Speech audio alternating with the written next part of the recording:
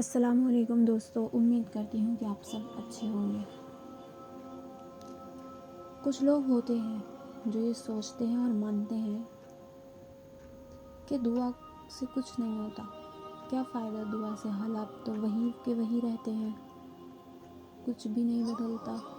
دراصل تمہیں نظر ہی نہیں آیا کہ دعا تمہاری قبول ہو گئی ہے۔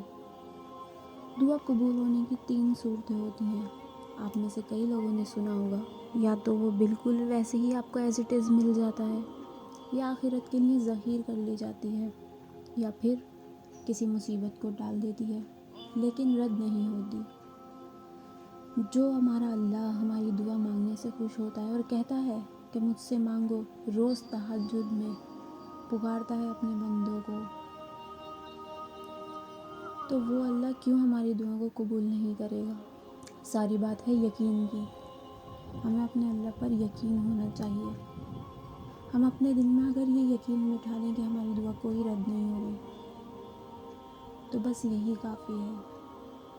پھر چاہے حالات کیسے بھی ہوں، ہمیں اپنی دکھ، تکلیف، پریشانی یا جو بھی ہماری ڈیمانڈ ہے اللہ سے مانگ کر چھوڑ دینا چاہیے۔